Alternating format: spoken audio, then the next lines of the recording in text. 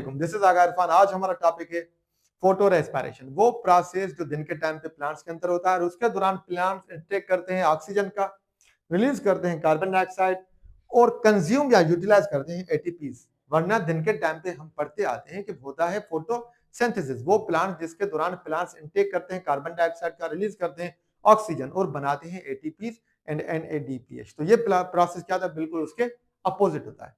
ये प्रोसेस, उसके काजेस क्या है, कौन कौन से सेल ऑर्गेनेल में होता है, कौन कौन सी चीजें बनती है और कहाँ कहाँ बनती है, ये हम सारा अभी पढ़ने जा रहे हैं। सबसे पहले इसके जो काजेस होते हैं, वो काज नंबर 1 के जब टेम्परेचर 40 डिग्री से अबव हो जाए, एक बात। दूसरी बात ये कि जहां वाटर की शॉर्टेज हो जाए, दो। या तीसरी बात कि जहां पे जो क्रॉप होती है यहाँ वहां पे कार्बन डाइऑक्साइड की कंसंट्रेशन जो नॉर्मली होती है 0.03%, वो कम होके हो जाए 0.005%।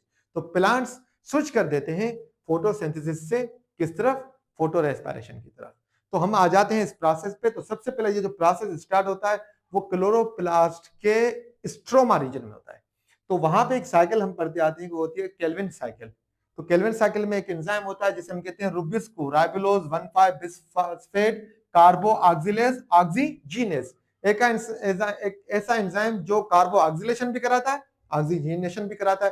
कार्बन डाइऑक्साइड ज्यादा होगी तो ये कार्बन डाइऑक्साइड को फिक्स करेगा किसके साथ, एक 5 कार्बन के मॉलिक्यूल जिसे हम कहते हैं राइबोलोज 1,5 बिसफॉस्फेट, एक 5 कार्बन कंटेनिंग मॉलिक्यूल जिसके कार्बन नंबर 1 और 5 के साथ फास्फेट्स अटैच होते हैं। तो कार्बन डाइऑक्साइड ज्यादा होती है तो इनके साथ कार्बन अटैच करेगा और 3 फास्फोग्लाइसरिक एसिड के मॉलिक्यूल बनाता है, जिसकी वजह से हम इसको कहते हैं कार्बन C3 प्लांट्स, जिन प्लांट्स में ये साइकिल होती है। मगर अब क्या होता है कि जब कार्बन डाइऑक्साइड कम हो जाएगी एनवायरमेंट में, तो फिर यही एंजाइम क्या फिक्स कराएगा, ऑक्सीजन। तो ये कराता है ऑक्सीजनेशन कार्बन डाइऑक्साइड की शॉर्टेज में। तो अब क्या होगा, वही molecule 5 carbon containing ribulose 1,5 bisphosphate, उसके साथ कार्बन ऑक्सीजन की होगी अटैचमेंट। तो ये राइबोलोज 1,5 बिसफॉस्फेट दो मॉलिक्यूल्स पे अटैच हो जाएगा।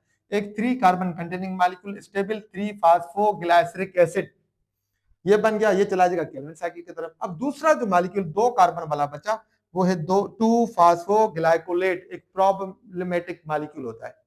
अब ये जो 2 फास्फेट वाला मॉलिक्यूल है ये कन्वर्ट होगा ग्लाइकोलेट में, तो इसमें वाटर की एडिशन होगी और डीफास्फोरिलेशन, इससे फास्फेट रिमूव हो जाएगा। इसके बाद जो 2 कार्बन का मॉलिक्यूल ग्लाइकोलेट होता है वो क्लोरोप्लास्ट से मूव करेगा पेरोक्सिसोम्स की तरफ, तो वो वहां पे ग्लाइकोलेट कन्वर्ट हो जाएगा ग्लाइऑक्सिलेट में विद एडिशन ऑफ वाटर, वहां से रिमूव होगा हाइड्रोजन परऑक्साइड H2O2, जो हम पढ़ते आते हैं कि पेरोक्सिसोम्स के अंदर हाइड्रोजन परऑक्साइड बनता है जिसको कैटालिसिस एंजाइम ब्रेक डाउन करता है वाटर और ऑक्सीजन में, वो इन दो स्टेज के बीच में बनता है। इसके बाद ग्लाइऑक्सिलेट कन्वर्ट हो जाएगा ग्लाइसिन में। ग्लाइसिन क्या है, glycine is the simplest type of amino acid. जो हम अमीनो एसिड के टाइप्स पढ़ते हैं सब में सिंपलेस्ट टाइप ग्लाइसिन होती है, क्योंकि उसका जो फंक्शनल ग्रुप होता है रेडिकल, वहां पे सिर्फ और सिर्फ एक होती है हाइड्रोजन।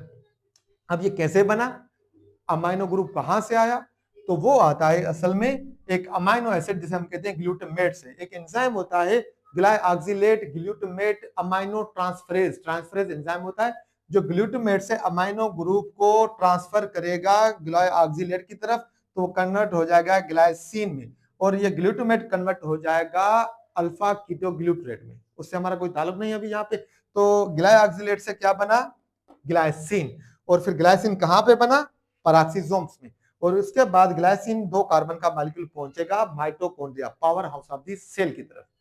वहां पे अब क्या होगा, फिर से दूसरा ऑक्सीजन का मॉलिक्यूल यहां से चलेगा, रिएक्शन होगी, दूसरा ये ग्लाइकोलेट बना, ऐसे करते करते दूसरा ग्लाइसिन मॉलिक्यूल बन गया। जब दूसरा ग्लाइसिन मॉलिक्यूल पहुंचेगा तो 2 कार्बन थे ग्लाइसिन में और 2 कार्बन हमारे आ गए किसमें, दूसरे ग्लाइसिन में। तो अब ये 4 कार्बन के जो 2 मॉलिक्यूल होते हैं इनमें रिएक्शन होगी, जिसके नतीजे में 4 में से 1 कार्बन डाइऑक्साइड रिमूव हो जाएगा, बाकी बचे 3 कार्बन। तो वो किस फॉर्म में रिमूव होगा, कार्बन डाइऑक्साइड की फॉर्म में। तो देखिए इनटेक हुआ ऑक्सीजन का इस रिएक्शन में और रिमूव हुई कार्बन डाइऑक्साइड। इसके बाद यहाँ पे NAD nicotinamide dinucleotide oxidise होगा ना, वो रिड्यूस हो जाता है, निकोटिन अमाइड डाइन्यूक्लियोटाइड रिड्यूस, और फिर यहाँ से अमोनिया रिमूव होगी, तो फिर ये 2 ग्लाइसिन जो मॉलिक्यूल होते हैं वो कन्वर्ट हो जाते हैं सीरीन में, जिसमें होते हैं 3 कार्बन के मॉलिक्यूल। चौथा कहां रिमूव हो गया, कार्बन डाइऑक्साइड की फॉर्म में। सीरीन कहां पे बना, माइटोकॉन्ड्रिया। कितने ग्लाइसिन से, 2 ग्लाइसिन के बीच में से। और ये कार्बन डाइऑक्साइड किस रिएक्शंस के बीच में होता है, जहां अमोनिया कहां पे बनता है, वो होती है रिएक्शन ग्लाइसिन और सीरीन के बीच में। उसके बाद सीरीन यहां से माइटोकॉन्ड्रिया से मूव करेगा और पहुंचेगा पैराक्सीसोम्स में, जहां पे वो कन्वर्ट हो जाएगा सीरीन डीअमाइनेशन की वजह से। जो उसका सीरीन का अमाइनो ग्रुप होता है, वो जो उसका फंक्शनल ग्रुप होता है वो होता है CH2OH। अब सीरीन भी एक अमाइनो एसिड होता है, उसकी होती है डीअमाइनेशन, उसका अमाइनो ग्रुप फिर से रिमूव होगा तो वो कन्वर्ट हो जाएगा हाइड्रोक्सी पायरुवेट में। और जो हाइड्रोक्सी पायरुवेट होता है 3 कार्बन कंटेनिंग मॉलिक्यूल, फिर वो कन्वर्ट हो जाएगा ग्लाइसरेट में, और यहाँ पे यूटिलाइज होगा NADH nicotine amide dinucleotide reduce, वो फिर से हो जाएगा ऑक्सीडाइज। तो फिर ये जो ग्लाइसरेट यहाँ पे बना पैराक्सीसोम्स में, ये पहुंचेगा आके क्लोरोप्लास्ट में, और फिर क्लोरोप्लास्ट के स्ट्रोमा रीजन में ग्लाइसरेट के साथ फास्फोरिलेशन होगी, और वो जो फास्फेट आएगा ग्रुप वो कहां से आएगा, एक ATP से। तो यहाँ पे एक ATP यूटिलाइज होगी, कंज्यूम होगी, वरना क्या होता है फोटोसिंथेसिस में एटीपीज बनती है, यहाँ पे क्या यूटिलाइज होगी और वो कन्वर्ट हो जाएगी ADP में, एडिनोसाइन ट्राइफॉस्फेट का एक फास्फेट अटैच होगा ग्लाइसरेट के कार्बन नंबर 3 पे, तो एक चला गया, बाकी कितने फास्फेट बचे, 2। तो एडिनोसाइन ट्राइफॉस्फेट कन्वर्ट हो जाएगा एडिनोसाइन डाइफॉस्फेट में, और ग्लाइसरेट जो था वो फास्फेट अटैचमेंट के साथ कन्वर्ट हो गया 3-फॉस्फोग्लाइसरेट में, और ये वही 3-फॉस्फोग्लाइसरेट है ऐसा जो पहले हमने पढ़ा था कि शुरू में बना था। तो अब ये मॉलिक्यूल फिर से यूटिलाइज हो जाएगा केल्विन साइकिल के अंदर।